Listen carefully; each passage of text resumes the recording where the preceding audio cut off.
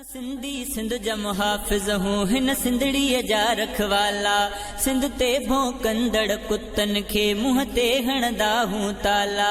जेके सिंध धरतीअ जा मुखालिफ़ हिन सभु कढबा मुहाजर लाला।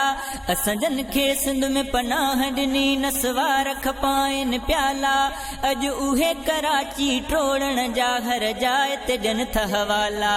हर जाइ ते ॾियनि था हवाला। ही कराची कंहिंजी असांजी सिंध धरती कंहिंजी असांजी सिंधी ॿोली कंहिंजी असांजी इहा लोली कंहिंजी असांजी इहे संगड़ चाचड़ सोलंगी धारे जा ऐं सुंदराणी। इहे घोटा चारण लखण महर मल्हण ऐं मीराणी। इहे कलवड़ कोरी कोराई सावंद खोसा ऐं गडाणी। इहे मल्लिक सुमरा लोलाई लाशारी ऐं मेहाणी। इहे कटबर कोला चीमगसी गॾ गोला ऐं अरबाणी। ही पहोड़ पिताफी अबासी हकड़ा अबड़ा उमराणी।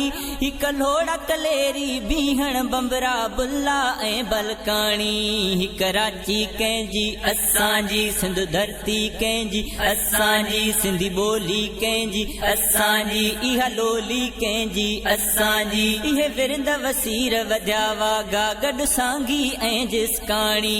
इहे भुट्टा भट्टी दाया गुजर घुञा ऐं संजराणी। इहे चना चौहान ऐं चांडिया मेमण शेख जतोई जगराणी। इहे गिलानी सैयद सारा मुंहिंजा मुर्शिद ही जीलानी। मूंसां हिंदू मुस्लिम गॾु मूंसां हर सिंधी ऐं सिंधियाणी। इहो नारो सभिनी जो आहे पर मुंहिंजी आहे ज़बानी।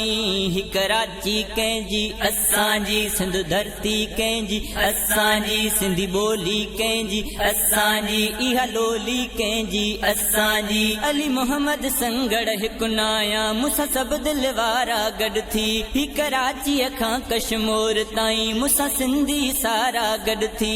ही समंदर कंहिंजो असांजो केटी बंदर कंहिंजो असांजो थर नंगर कंहिंजो असांजो इहो खिपरो कंहिंजो असांजो इहा सांगड़ कंहिंजी असांजी इहा सिंधड़ी कंहिंजी असांजी। इहो मोरो कंहिंजो असांजो नौशहरो कंहिंजो असांजो नौंदेरो कंहिंजो असांजो रतो देरो कंहिंजो असांजो लाड़काणो कंहिंजो असांजो कंदकोट कंहिंजो असांजो इहा लखी कंहिंजी असांजी। ही शिकारपुर कंहिंजी असांजी इहो सखर कंहिंजो असांजो पनो आकिल कंहिंजो असांजो इहो गोसपुर कंहिंजो असांजो बख्शापुर कंहिंजी असांजी। ही बडाणी कंहिंजी असांजी इहो भन्नर कंहिंजो असांजो मुंहिंजो दादू कंहिंजो असांजो। ही डहिरकी कंहिंजी असांजी ही उबावड़ो कंहिंजो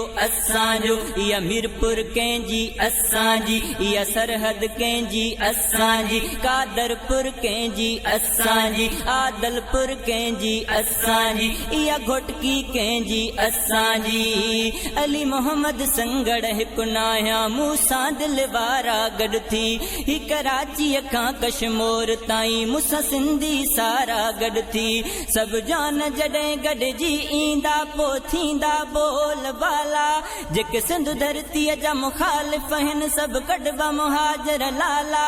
असां जन खे सिंध में पनाह ॾिनी नसवार खपाइनि प्याला। अॼु उहे कराची ट्रोड़ण जा हर जाइ ते ॾियनि था हवाला।